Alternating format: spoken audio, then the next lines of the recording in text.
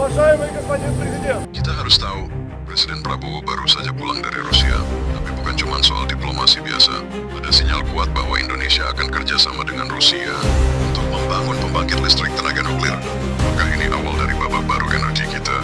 Atau malah memicu kontroversi baru? Berikut pernyataan langsung Presiden Prabowo soal kemungkinan kerjasama energi nuklir. Dan hari ini kita telah bertemu dan hubungan kita semakin lebih tinggi lagi.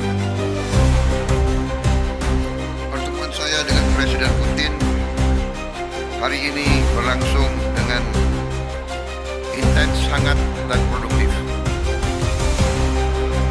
Di semua bidang ekonomi, kerjasama teknis, perdagangan, investasi, pertanian, semua telah mengalami peningkatan yang berarti. Keinginan Indonesia membangun LTN bukan baru. Sejak era Soeharto bahkan sudah ada, tapi selalu gagal jalan karena isu politik dan ketakutan publik.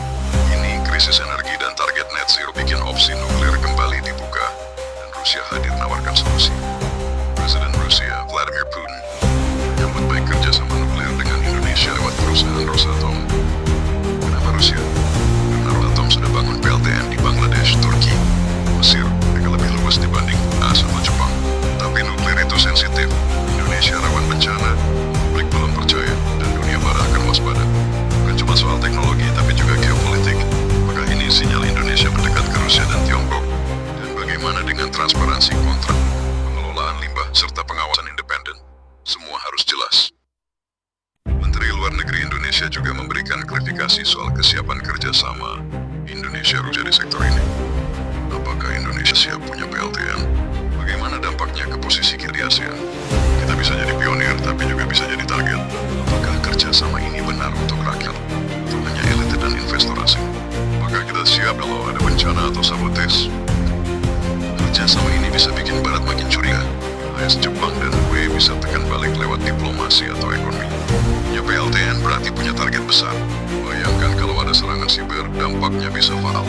Apakah rakyat akan dapat listrik lebih murah? Atau justru dibebani proyek mahal yang tidak transparan? Kita harus tahu, nuklir bukan main-main. Bisa menyelamatkan bangsa, bisa juga jadi malapetaka. Jika kita bangun PTN, maka ini adalah warisan jangka panjang.